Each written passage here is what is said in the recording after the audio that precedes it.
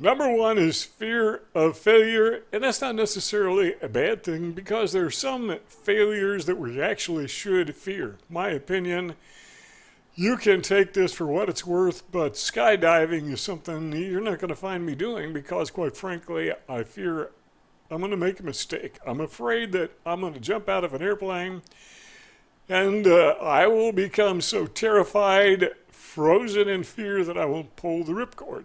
So I'm just not going to do that. There are some other things that I fear, for example, swimming across a raging river or going for a swim in a hurricane. I mean, those are just silly things, right? There's some things that we need to say, that is flat out stupid. It's dangerous. I'm going to get hurt. I'm not going to do that. But on the other hand, there are some things that we fear because of no apparent reason other than we just may fail. And that's it. So we need to embrace failure, my opinion, as learning experiences. I think most of the things that I've learned, for example, about using a computer, I've either learned by making a mistake intentionally, thinking I was doing something right, but I wasn't, or making a mistake unintentionally, hitting the wrong button, and then something happens, and I say, oh, I didn't know that would happen, so I learned. So don't fear failure just for the sake of never wanting to fail at anything, but rather I think it's important that we as people with autism embrace failure as opportunities to learn, building opportunities. Now, when I started my business back, I don't know, 30, 40 years ago, whatever, however long it was, one of the things that I've learned is that people would give me advice if I told them what I was doing. And usually the advice was, let me tell you why this is going to fail. Let me tell you why it's not going to work. Now, they may not have framed it in those terms, but what they were exposing is they have a fear of failure, is why they didn't go anywhere. But the way that I approach failure was test before you invest. See if it's going to fail or not.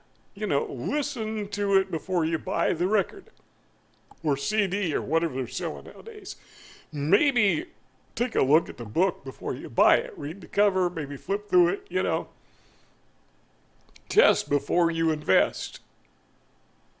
Then if you fail, that's okay.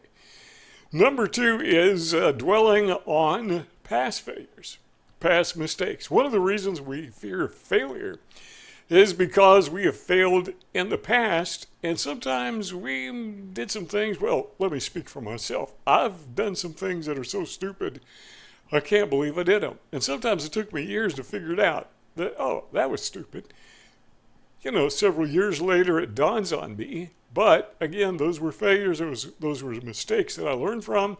Unfortunately, along the way, I've heard some people, I've said some things or done some things, maybe not intentionally, or maybe intentionally, but not knowing. Well, I'm an Aspie. You do those things, not knowing how out of place or socially unacceptable this is. But I can't dwell on it. I mean, I do, but I shouldn't. Let me put it that way. So dwelling on those past mistakes is kind of like a weight that just pulls us down because it makes us fear making future mistakes. I hope I don't do that again. That's okay, because you learn from it, not to do those things. Number three is reason that is driven by our egos. Ego-driven reason. I'm going to do this because... I'll be embarrassed if I don't, or I'll be ashamed if I don't do this. So we do this a lot in buying. We'll talk about that in a moment, but purchasing. We sometimes spend money on things we don't need because they make us look good. Sometimes we say things that make us sound good, but we don't need to say those things. They're ego-driven. A lot of times, and we'll talk about this in a moment, but just getting in an argument for the sake of defending our, what are we defending? We're defending our pride, right? Defending our ego, but we don't stop and consider that, is the argument really worth it? I mean, why am I in this argument? Why am I having this discussion? And I'm thinking that people with autism probably are fairly good at avoiding arguments. I know I am, because if you're one of those Aspies that just doesn't like to talk, it's fairly easy to get out of an argument. You just don't say anything. But ego-driven reason, probably something that is, I say probably, it definitely is, in my opinion, an enemy of autism. Then there's this avoidance of personal growth.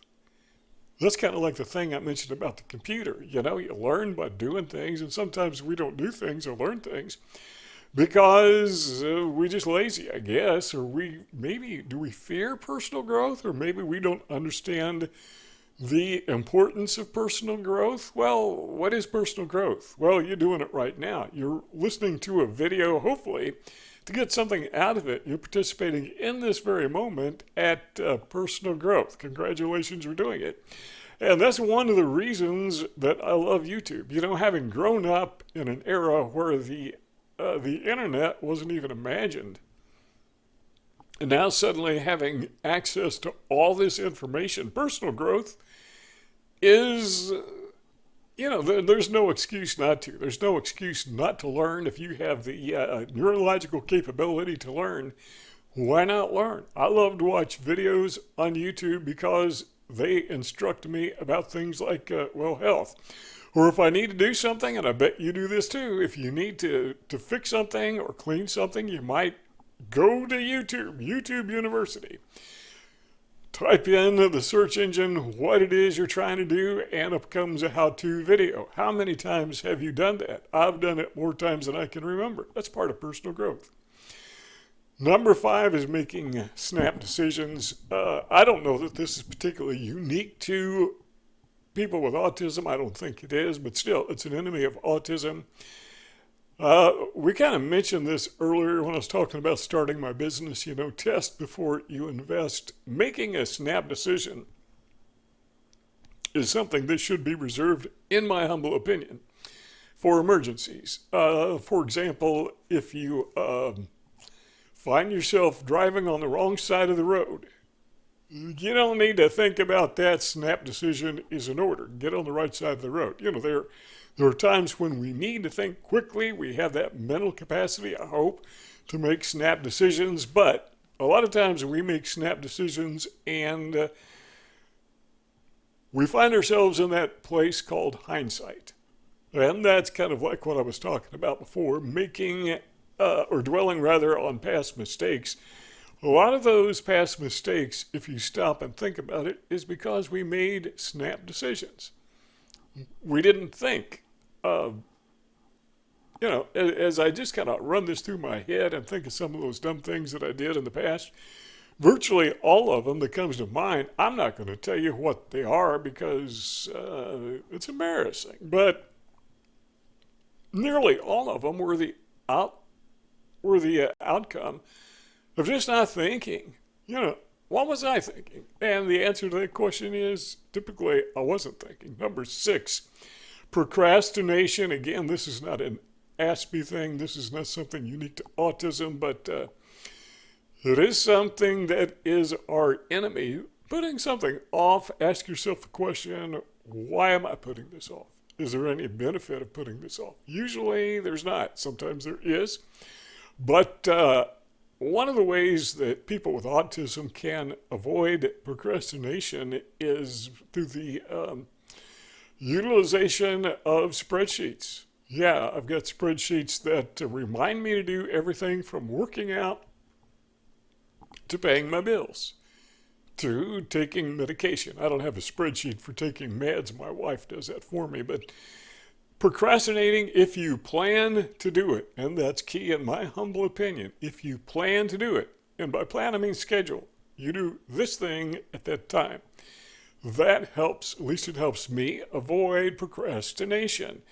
The problem with procrastination is things pile up on you, and then you're overwhelmed with things that really need to be done that in the past you could have done easily. Here's my solution, besides spreadsheets, and that is reverse procrastination. In other words, instead of waiting too late to do something, do it in advance. If you can do it in advance, go ahead and do it so you don't have to do it later. That's the whole idea of procrastination. I'm going to put it off so I don't have to do it now. How about if you do it now so you don't have to do it later? Just do it backwards, right? That thinking seems to help me. This is number 7 is a big one, and that is participating in gossip and smear campaigns, because we get enraptured in that nonsense. And a lot of times we don't even realize it until we're in the middle of it talking about somebody. Have you ever heard somebody gossip about somebody and they're saying something nice about them?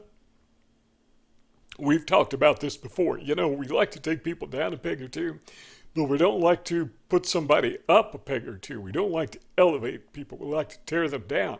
That's because tearing people down helps elevate ourselves. It's an illusion. We're not really rising, but relative to the person we're putting down, it appears that we're higher. Why do we get involved in that? Smear campaigns, one of the things I got to warn myself about when it comes to smear campaigns often is, are they true? It's very easy to make up garbage about other people, or to take the truth and twist it and turn it and contort it in such a way that it's demeaning. So when it comes to gossip and smear campaigns, and as a person with autism, I'm sure you've been the victim. You've been on the victim side of this, and you know how it felt. So engage your apathy, or not apathy, but your altruism and your empathy, and go after your thinking and say, you know, nah, I'm going to think this one through. I'm not going to participate in it. And talk about snap decisions. When somebody's talking about somebody else, how easy is it to join? You know, to join the verbal abuse, the verbal mugging. Don't do that. That's an enemy of autism. Speaking of which, let's go to number 8, which is petty disagreements.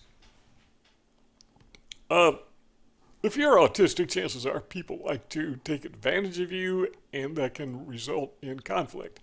Sometimes, many times, there are good reasons to stand up for yourself, and so that's going to result in a disagreement or some kind of contention. You know, I can't find a problem with that in most cases, as long as it's reasonable. But then there are petty disagreements where there's really no reason to get engaged in a conversation even. So why do we do it? Well, that kind of goes back to that gossip mindset. It's all got to do with our ego. This is ego-driven reasoning. We get involved in disagreements because we want to feel smarter. You ever talk to somebody about religion or politics or healthcare? You always have to set them straight, right? Because you're right and they're wrong. Has it ever occurred to you? Probably has, but it's occurred to me that we all think we're right all the time. I mean, if I thought I was wrong about something, I would change my mind, and then I would think I was right. So I always think I'm right.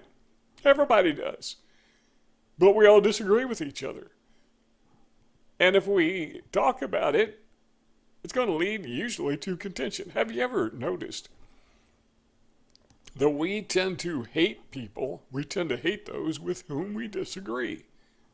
I don't know why, but if you look back over world history, some of the biggest, most deadly, devastating wars were fought over belief systems. Whose story was true? You know, one group believes this, the other group believes that. Sometimes it's religion, sometimes it's ideological. World War II is basically fought over ideology, you know. World War I, much the same.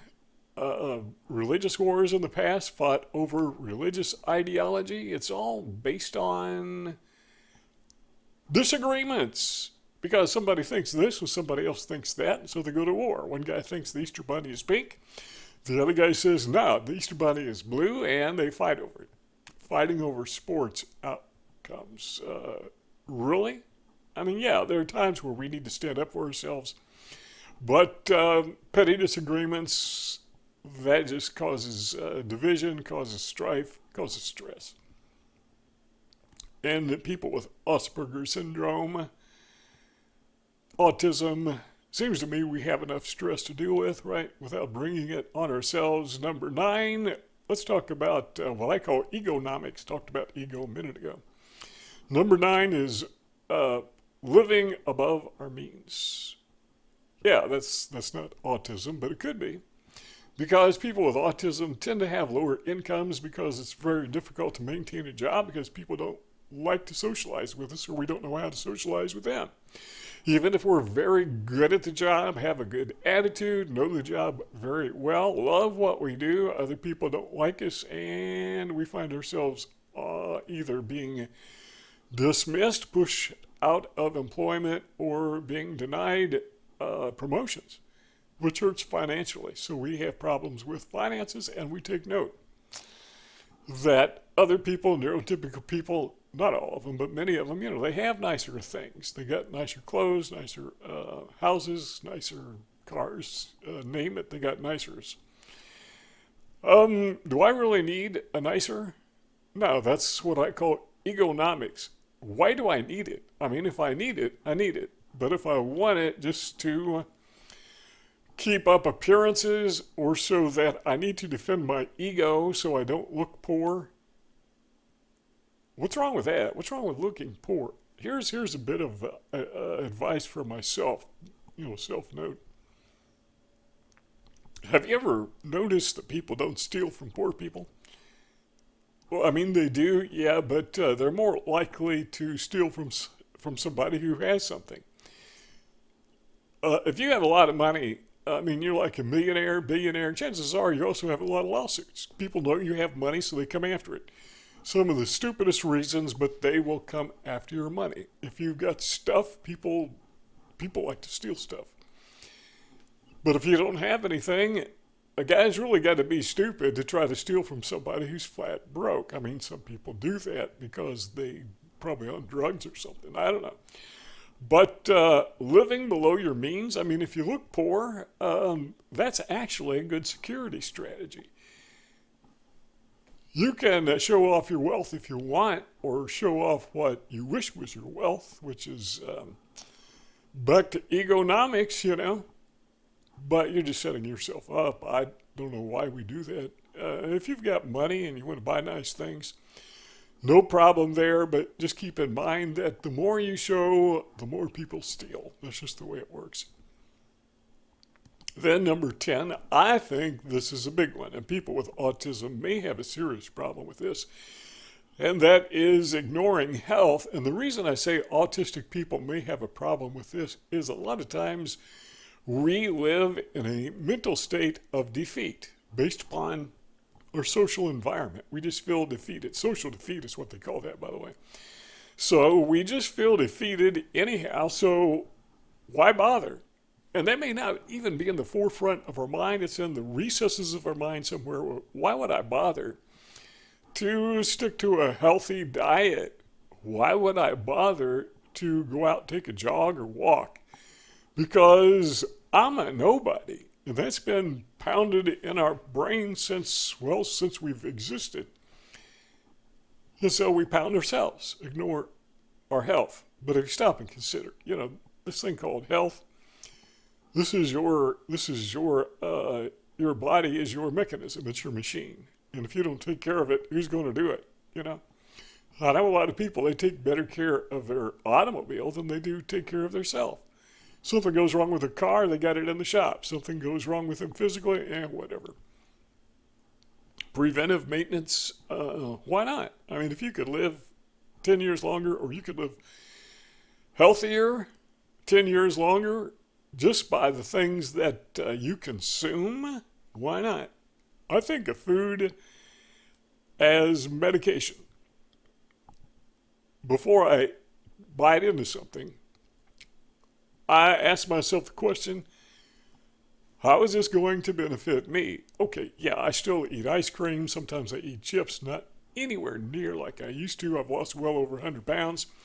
But why would I eat something if it's not real food? I mean, it tastes good. The companies that make food, like potato chips and those things, they know what's palatable and they know what's super palatable and they know how to make it in form and taste and texture that it's very appealing. So we just keep on eating, and as we do, our health goes down. Why do we do that? Well, it feels good. That's why we do it. It tastes good.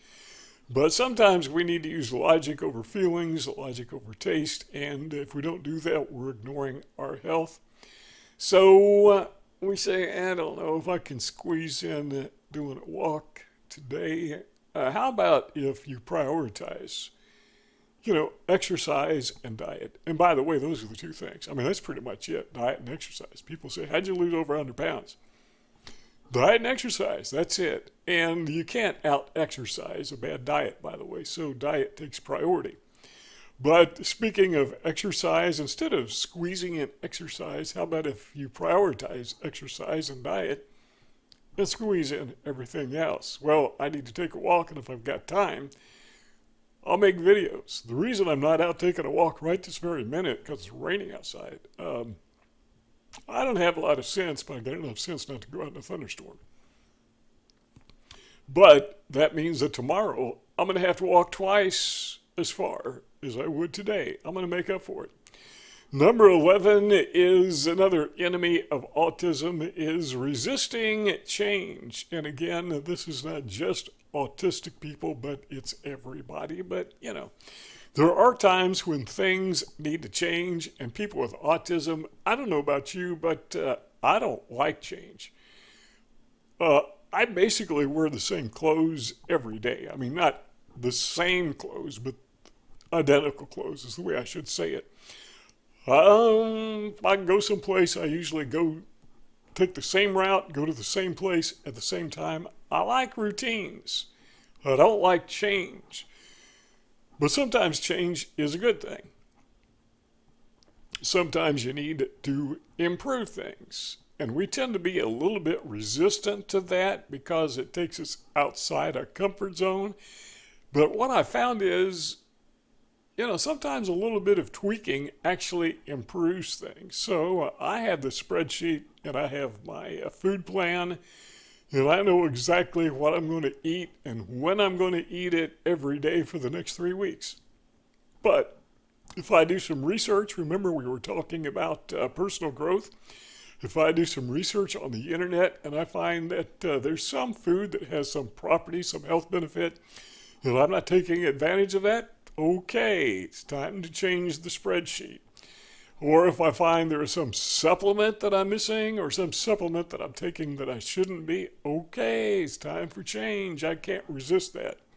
I mean, I can, but I shouldn't resist that. Number 12 is failure to ask for advice, just not asking for help when we need it. I don't like to ask for advice. I don't like to ask for help.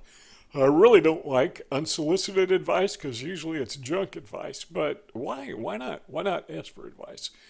Why not ask for help? Well, part of it's pride. That's kind of like ego.